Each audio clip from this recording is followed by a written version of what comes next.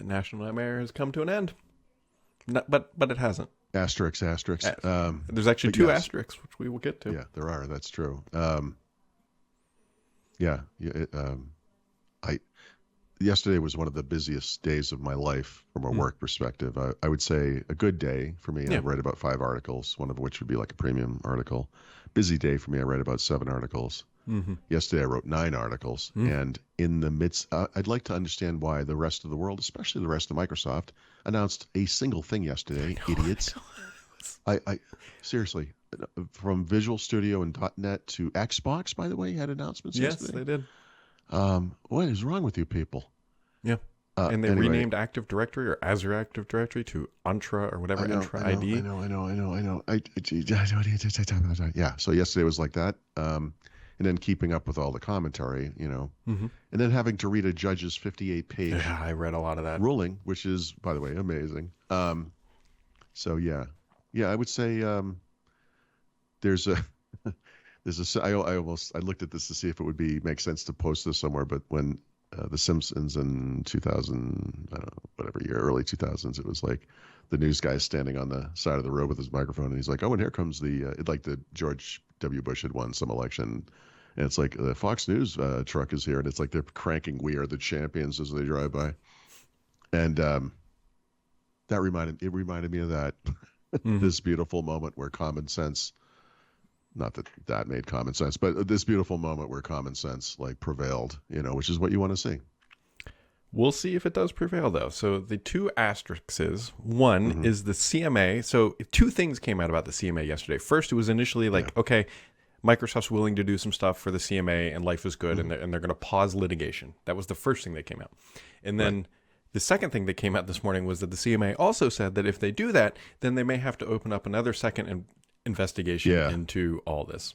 Yeah, so it kind of dulls the excitement over this. I'll just say this to that. Microsoft was already planning to screw them over and just do whatever they wanted. So you can have your cute little investigation, but the smarter thing to do would be just for you to tell us what the standard is, and we'll try to meet those demands. But as soon as this thing cleared, I was like, they should just announce we have acquired Activision Blizzard.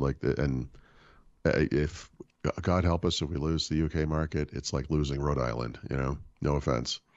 The other one, which this comes from Bloomberg, and this would be kind of unprecedented, but you know what, we live in whatever times, is that the FTC may file an emergency appeal in the Ninth Circuit to try to go back to court over this thing. And Bloomberg is saying they might do it as early as today. They have until Friday to do it.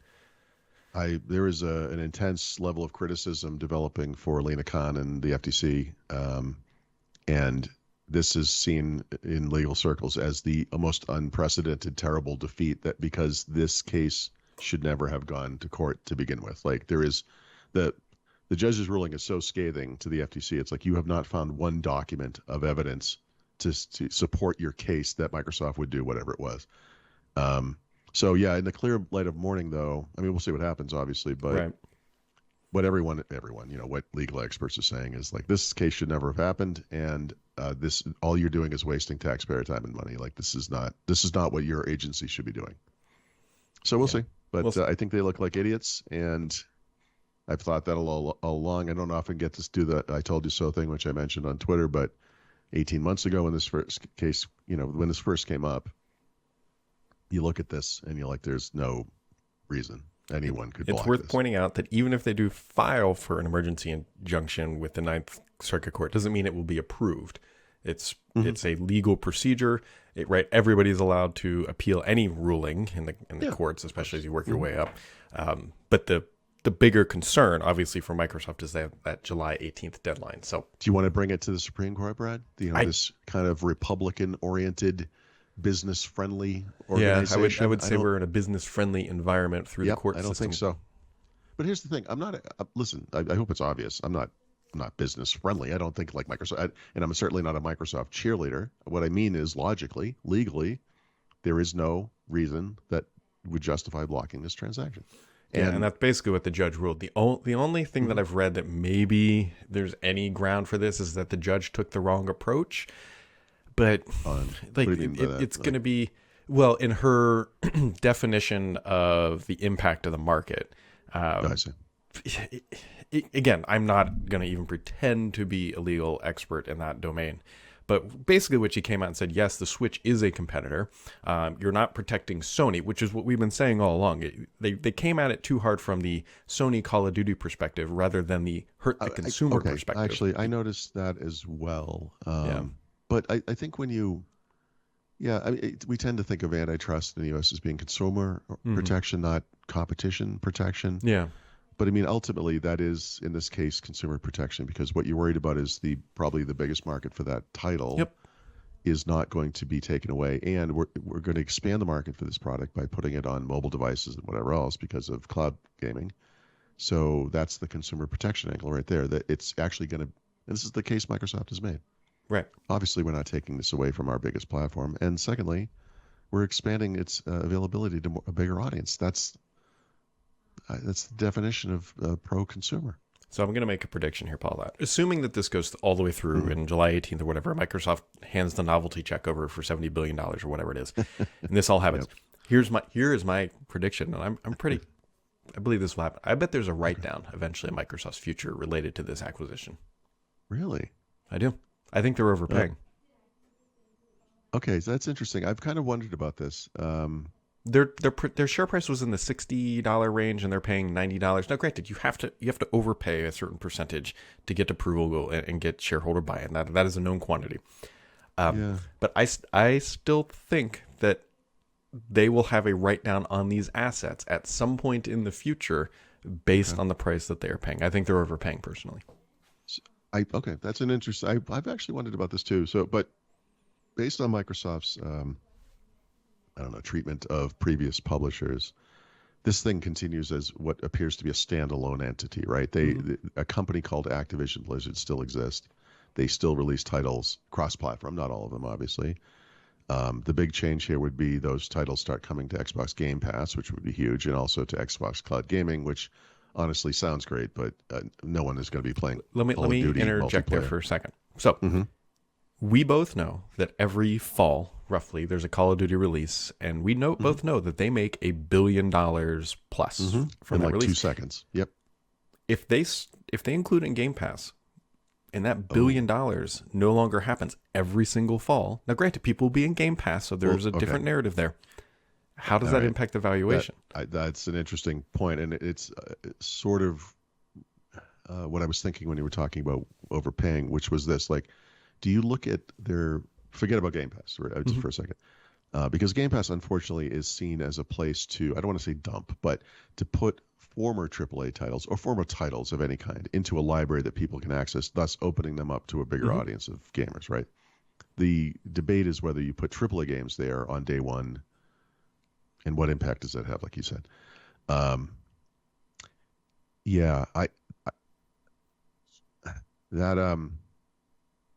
on, I've lost my train of thought. That is an interesting question.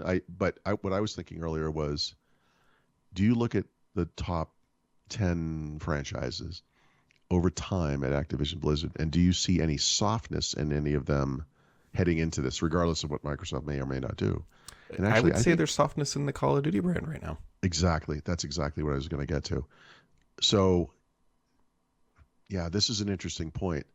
I mean, if you think about it, Microsoft entered into the agreement to buy Activision almost at the peak of the gaming market during the pandemic. Right.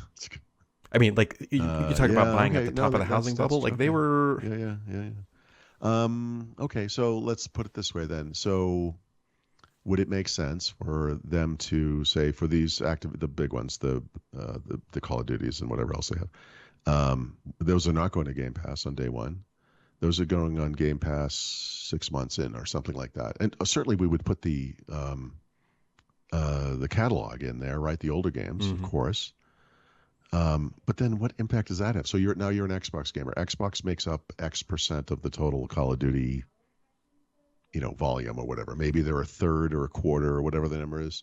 Does that mean that most Xbox gamers would be like, or some, well, most aren't probably on Game Pass, right? But some percentage of them would say, okay, actually, what I'm going to do is hold off on buying this thing, and then next, whatever 6 months is, April or whatever, say, now I'm going to buy Xbox Game Pass, and so not only do you not get the Xbox Game Pass revenue through that holiday season, but you also don't get the Call of Duty standalone sales through that holiday season. And then it's like, it is actually kind of a tough question. I don't know. Is. It would look horrible for this franchise if they didn't hit some figure Right. because of any of this. Yep. But you know what? These are good problems to have, right? This is a post-merger kind of a conundrum or whatever. Not to mention that Microsoft has already committed to bringing this to the Switch where it doesn't exist. So that's an increased cost that Microsoft will have to incur to uphold that promise. And so, hey, I'm not saying that this is going to be like a failed acquisition. That could help too. But that might help push it in the other direction, right? You're going to get Switch is by far the biggest console of this generation. Mm-hmm. I'm sure there's some. I know there's a lot of cute Disney princess, Mario type games on there, but there's got to be a lot of Switch owners are adults and will want to play this kind of a game. I don't know if there's any version of this story where Switch owners could ever play online against, Xbox and PlayStation and PC, which is happening right now, by the way. That would be fascinating. If there's like a Switch owner in a game, does he look like an Atari 2600 character to us because he's so, the graphics are so ridiculous, comparatively? Probably not. Mm-hmm. But I think I like that it's coming to Switch. I don't dislike it. Like, that's not a bad thing, but it's more of they just increased the complexity of shipping a game. Microsoft, this is, when Microsoft bought Nokia, one of the stupid things that happened was the design of new phones stopped. Right. So there was a year plus where Nokia just said, why are we going to spend money on this? All we're going to do is give it to Microsoft. So they just stopped designing new phones. That lost significant momentum. It's not why Windows Phone failed, but you can put it on number 25 or something of a very long list of reasons, right? I guess it's not like Microsoft could go to Activision Blizzard today and say, hey, do you guys mind start working on that Switch thing that we promised everybody? Because obviously legally they couldn't do it. But logistically they would never do that because they would be incurring that cost, right? Whatever work happens on Call of Duty, it's not going to happen for this year, right? It can't be this year. At the earliest, it would be next year. Even it's that's going to be an interesting. I know. That's a good question. I think it's interesting. Your mind especially is going here because we're so focused on this probably won't happen or might not happen, and what's happening. I haven't spent too much time thinking about the future, but of what they might do. But these are all excellent questions, right? They just are. It's a good. Yeah, I don't know. They have, obviously Phil Spencer and that team. This is senior leadership team at Microsoft. Do you know there's a gaming senior leadership team as well? I never heard this term before. Obviously, these people have been debating these issues and plotting what they will or will not do, right? So I don't know. I don't think they're going to come out and announce it, right? But I'm sure they have a plan to deal with those issues. The question is, when do we get the plan? When Microsoft's earnings were announced for July 25th, I don't think we're going to get a roadmap on that date, but obviously. But you know what, though? There will be a lot of questions. It's interesting to me that if you go back, you could go back to last January, there would be questions. But if you look over the past year, there hasn't, it's all been like Azure and blah, blah, what's happening. I'd be shocked if on this conference call it wasn't at least 50% Activision Blizzard. It has to. Right? It's $68-70 billion. Yeah. It's their largest acquisition ever. Microsoft is coming off of not exactly a hot streak of releasing games that aren't performing well, and it's like, okay, we'll just throw money at the problem. The exact opposite of that, actually, but yeah, fair enough. This is going to come down to, okay, you've made a promise. Now, can you execute on that promise of recapturing $70 billion plus in value out of this? Yeah. Well, I don't remember what they paid for LinkedIn. I remember thinking that was horribly overvalued. Oh, Jesus. Right. It's even worse than I thought. The only reason I remember that is at the same distance as a marathon. Oh, nice. Okay. So I was so upset about this. Frank Shaw called me. He's like, I want to explain this to you. And I'm like, you can't. And he couldn't. But I just said, I just have to believe you. I don't know. I don't see how this makes sense financially. I still don't. All these years later, it just doesn't kind of make sense. So Nokia obviously, and again I don't remember that either, but somewhere in the, was it like 7.8 billion or whatever that figure was, or maybe that was the write down. That one made sense to me, actually, right? I mean, then that one was kind of a force; they had no choice, but it was written down. Yeah, I don't know. I don't know the economics of this. I guess this is I'm just not me not being This a is what we financial live person. for, Paul, throughout. Yeah, but you have to look at each quarterly profit revenue, and you chart it out over X number of years, and you say, well, at what point does this is not how finance? I mean, this is not how like corporate financial reporting works. It doesn't. You don't. We're not going to hit some future quarter where it's like, bing, bing, bing. We just paid off Activision Blizzard. That thing is written into the PL that whatever that quarter is. However they do it. They have the cash though, dude. Right? So it's they're deploying capital. That is. I mean, that's the one thing I think is the silver lining here. It's not that they don't have to go to, Silver Lake or whatever it was that Dell had to do for VMware. Like they can just buy this thing. I mean, make no mistake. This is Phil Spencer betting his career on this. Like that. Oh my God. Yeah. Yep. I mean, he'll land at some smaller place and be fine, obviously. Yeah. I mean, but yes, this is a career-defining move. Microsoft career. Oh my God. Yes. Yes. Legacy. This is legacy. You'll always be known for this. Yeah.